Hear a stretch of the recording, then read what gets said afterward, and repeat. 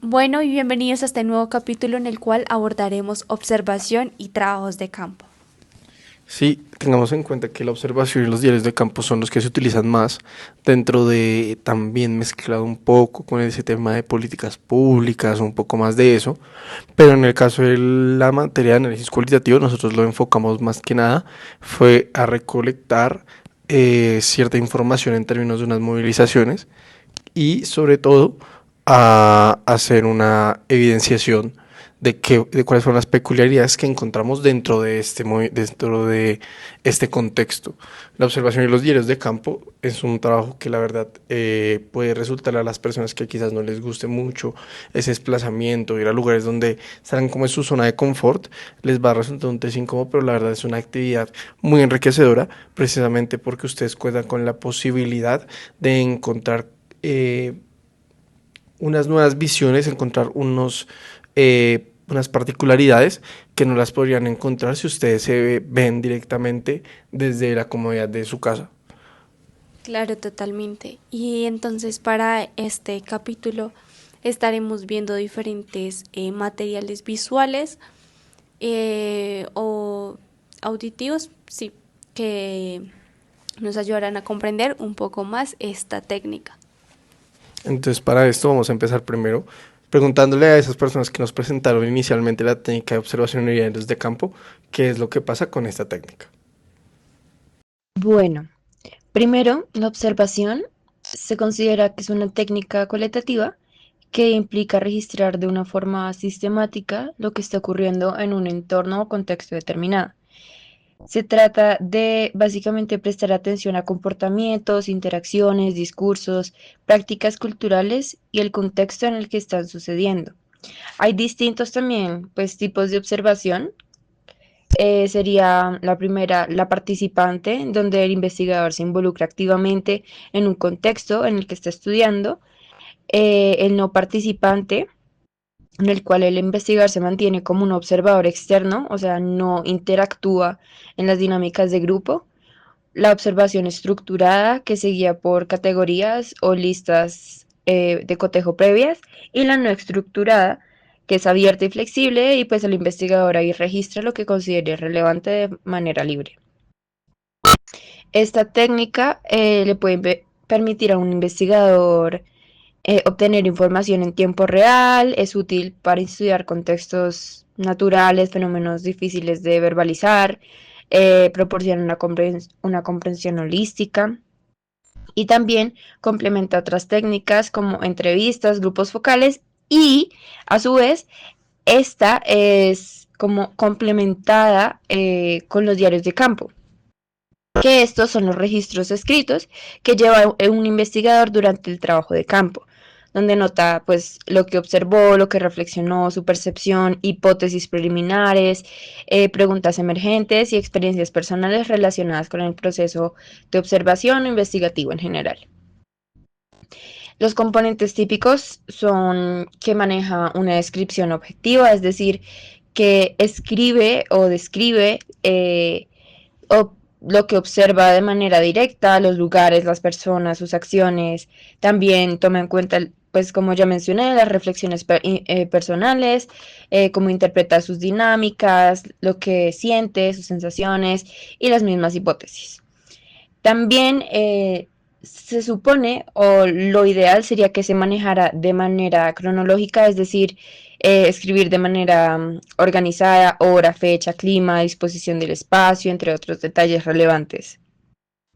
Esto funciona para documentar el proceso de observación de una manera mucho más organizada, ayuda a interpretar los datos, hacer seguimiento a cambios en el campo y pues facilita la triangulación con otras técnicas. Bueno, primero, la observación se considera que es una técnica cualitativa que implica registrar de una forma sistemática lo que está ocurriendo en un entorno o contexto determinado. Se trata de básicamente prestar atención a comportamientos, interacciones, discursos, prácticas culturales y el contexto en el que están sucediendo. Hay distintos también tipos de observación. sería la primera, la participante, donde el investigador se involucra activamente en un contexto en el que está estudiando. El no participante, en el cual el investigador se mantiene como un observador externo, o sea, no interactúa en las dinámicas de grupo. La observación estructurada, que se guía por categorías o listas de cotejo previas, y la no estructurada, que es abierta y flexible, y pues el investigador ahí registra lo que considere relevante de manera libre. Esta técnica le puede permitir a un investigador obtener información en tiempo real, es útil para estudiar contextos naturales, fenómenos difíciles de verbalizar, proporciona una comprensión holística y también complementa otras técnicas como entrevistas, grupos focales y a su vez esta es como complementada con los diarios de campo, que estos son los registros escritos que lleva un investigador durante el trabajo de campo, donde nota pues lo que observó, lo que reflexionó, su percepción, hipótesis preliminares, preguntas emergentes y experiencias personales relacionadas con el proceso de observación o investigativo en general. Los componentes típicos son que maneja una descripción objetiva, es decir, que escribe o describe o lo que observa de manera directa, los lugares, las personas, sus acciones. También toma en cuenta, pues como ya mencioné, las reflexiones personales, cómo interpreta sus dinámicas, lo que siente, sus sensaciones y las mismas hipótesis. También se supone, o lo ideal sería que se manejara de manera cronológica, es decir, escribir de manera organizada, hora, fecha, clima, disposición del espacio, entre otros detalles relevantes. Esto funciona para documentar el proceso de observación de una manera mucho más organizada, ayuda a interpretar los datos, hacer seguimiento a cambios en el campo y pues facilita la triangulación con otras técnicas. Por ejemplo, nosotras tuvimos en cuenta para nuestra exposición sobre esta técnica de recolección 4 temporadas de violencia fronteriza, la cooptación de las estaciones en la gestión de la migración. Es una investigación de observación participante con un estudio etnográfico. Eh, También, pues, estuvieron los investigadores más o menos 5 años entre estas estaciones entre Croacia y Bosnia y Turquía e Irán y perciben las estaciones como un actor principal en el fenómeno de la migración.